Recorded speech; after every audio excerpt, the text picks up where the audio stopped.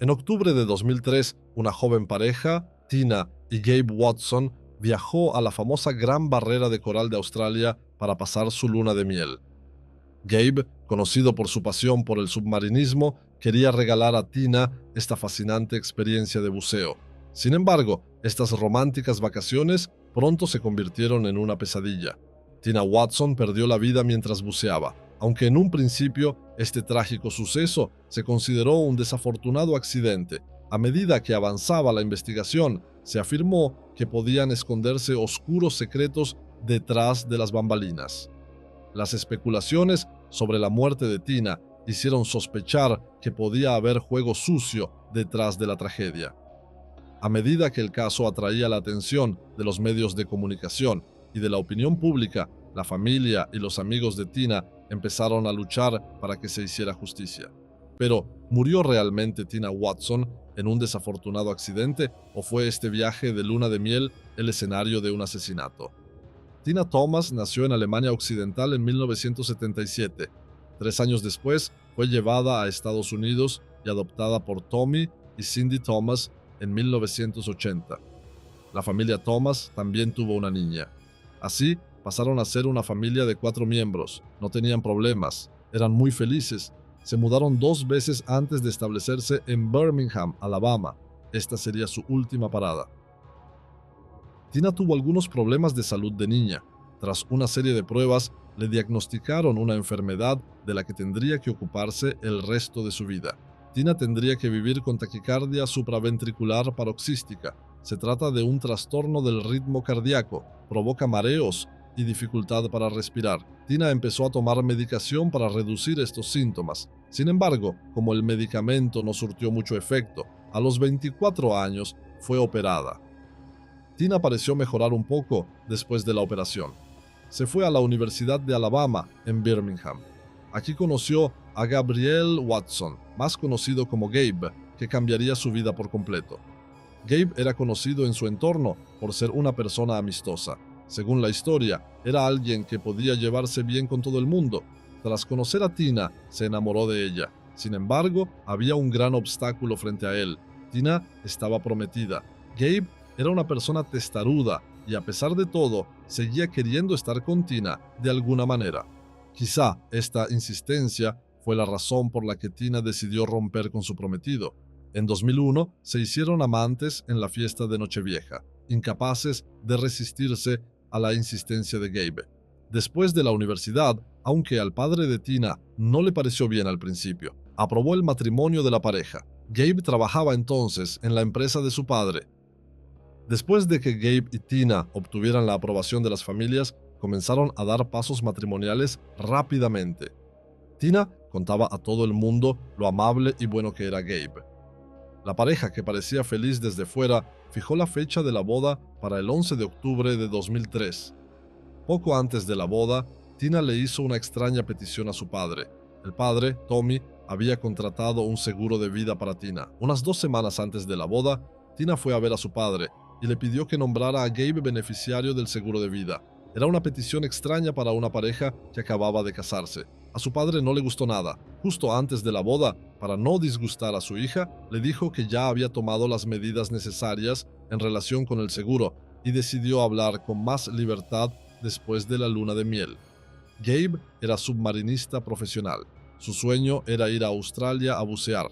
Por mucho que a Tina no le gustara, hizo un curso de buceo para su futuro marido y aceptó ir a Australia en su luna de miel para cumplir su sueño.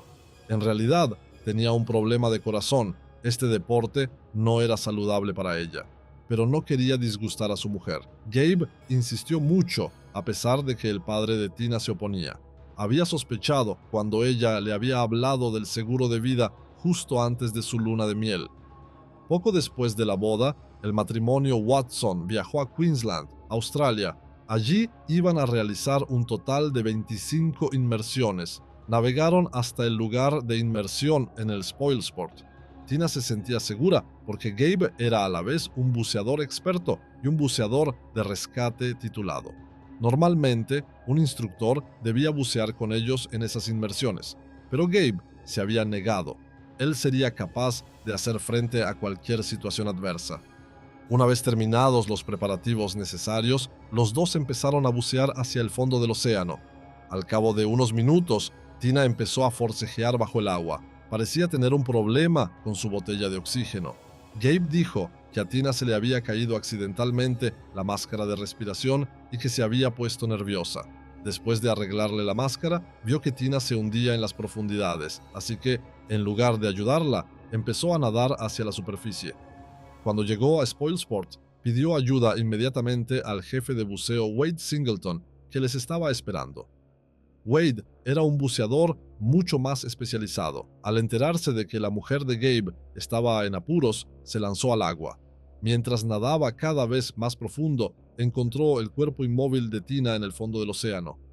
Inmediatamente la sacó a flote y la llevó a otra embarcación para que recibiera primeros auxilios.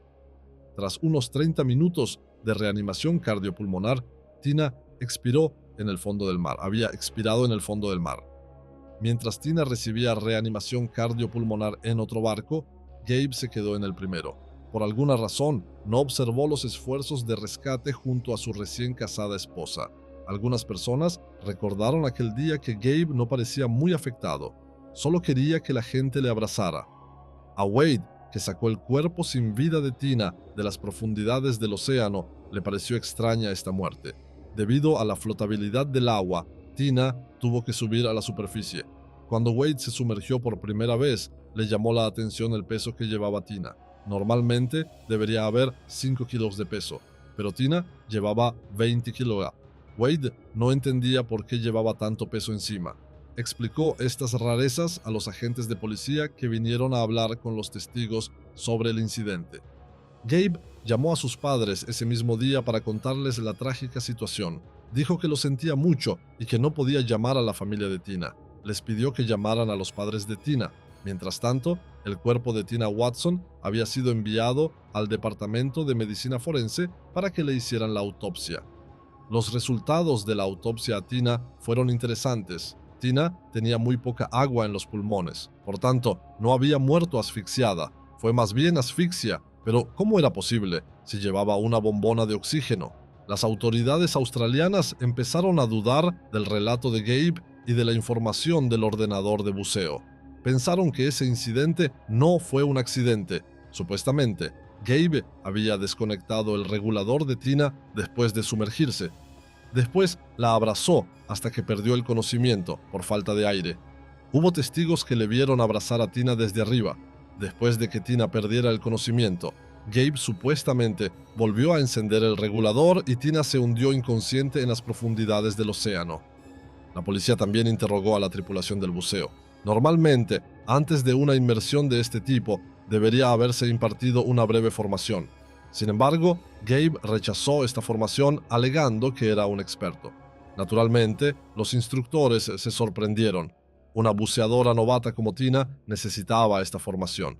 Tal vez una inmersión de orientación podría haber salvado su vida, aunque quizá no fue un accidente. El peso de 20 kilos que Tina llevaba encima cuando la sacaron también fue un elemento importante. Se supo que su marido, Gabe, le había pedido que llevara ese peso. Mientras se investigaba este asunto, el cuerpo de Tina fue enviado a Estados Unidos 5 días después de su muerte. En el funeral, Gabe no parecía triste en absoluto. Tommy, el padre de Tina, estaba muy enfadado por eso. No creía la historia de Gabe. Se puso en contacto con el equipo australiano que rescató a Tina del mar. Cuando obtuvo de ellos la información necesaria, viajó a Australia y pidió reunirse con la policía. También se enteró de que la policía tenía pruebas razonables. En julio de 2004, el incidente pasó de ser un accidente a ser una causa penal. Como Tina había muerto en Australia, la investigación continuaría allí. No se produjo ningún avance hasta que se reunieron todas las pruebas y se construyó el caso. Tras la muerte de Tina Watson, Tommy dijo que ocurrieron cosas malas. Por ejemplo, dijo que cada vez que visitaba la tumba de Tina, las flores que dejaba allí desaparecían misteriosamente. Según Tommy, alguien se las estaba robando. El afligido padre fue a denunciarlo a la policía. La policía instaló una cámara cerca de la tumba para averiguar qué había pasado con las flores. Era lo menos que se podía hacer por un padre cuya hija había muerto. Gracias a la cámara, descubrieron que había sido Gabe quien había robado las flores de la tumba. Cuando la policía le preguntó por qué lo había hecho, él respondió que a Tina no le gustaban las flores artificiales, pero ese no era el caso. Tal vez el padre, Tommy, había mentido sobre el seguro de vida y Gabe se había enfadado por ello. Porque Tina le había dicho a Gabe que ella era la agente del seguro de vida. Mientras la familia de Tina se pasaba el día buscando justicia por la muerte de su hija, Gabe se casó en 2008 con una mujer llamada Kim Lewis. El hecho de que Kim Lewis se pareciera mucho a Tina también llamó la atención de la gente. Gabe y Kim se conocían desde el instituto. Tal vez estaba viendo a Tina y a Kim al mismo tiempo. Mientras tanto, las autoridades australianas viajaron a Alabama para investigar más a Gabe. A raíz de las entrevistas con personas que conocían a Gabe y a Tina, descubrieron que no tenían una buena relación. Según algunos de ellos, habían discutido e incluso habían dejado de verse cuando eran novios. También se enteraron de la existencia de los seguros de vida. Volvieron a Australia y empezaron a construir el expediente del caso. Los fiscales estaban muy seguros de que se trataba de un asesinato individual. Finalmente, en 2009 se creó un expediente en Australia y solicitaron la extradición del gobierno estadounidense para procesar a Gabe. Durante unos 6 meses, Gabe se resistió a la extradición, pero en mayo finalmente decidió ir voluntariamente. En las vistas celebradas aquí, era sospechoso por no haber salvado a su mujer. Sin embargo, el tribunal no disponía de pruebas suficientes. Por ello, fue condenado a solo 4,5 años de prisión. Pasó 12 meses en prisión y el resto de la condena quedó en suspenso. El fiscal general consideró que la condena era demasiado leve y recurrió el caso. En su empeño, la condena aumentó a 18 meses. Los medios de comunicación australianos empezaron a referirse a este hombre como el asesino de la luna de miel. Gabe fue condenado en Australia, pero el tribunal de Alabama también quería juzgarlo. Así que se puso en contacto con las autoridades australianas y solicitó su extradición. Las autoridades australianas no estuvieron de acuerdo, porque en ese estado existía la pena de muerte. Dijeron que podrían extraditarlo con una garantía de las autoridades estadounidenses de que el delincuente no sería ejecutado. Los estadounidenses viajaron entonces a Queensland, firmaron los documentos necesarios y llevaron a Gabe a Alabama para ser juzgado. El juicio se celebró en Birmingham, donde el fiscal había preparado los cargos de asesinato y secuestro. Según la acusación, Gabe había engañado a Tina para que viajara a Australia. Durante el juicio, también le retiraron a Gabe la herencia de Tina. Sin embargo, Tommy, el padre de Tina, no pudo recuperar las pertenencias de su hija a pesar de desearlo mucho. El proceso judicial, que se inició en 2010, comenzó en 2012 con la primera vista en el Tribunal de Distrito. En ese momento, se fijó una fianza de $100,000 para Gabe Watson. Cuando su familia pagó esta cantidad, Gabe fue puesto en libertad. Aunque el juicio continuó sin detenciones, también fue absuelto por falta de pruebas. El fiscal Don Valeska se mostró muy sorprendido. El juez había dado directamente un veredicto de absolución sin recurrir al jurado. La familia de Tina intentaba por todos los medios que se hiciera justicia, pero un caso así requería mucho dinero. Podrían haber traído testigos de Australia para testificar en Alabama. No pudieron hacerlo. En una entrevista posterior a su liberación, Gabe Watson dijo que era inocente y que la gente era demasiado dura con él. También dijo que aún no había superado lo de Tina, aunque se había casado con otra persona.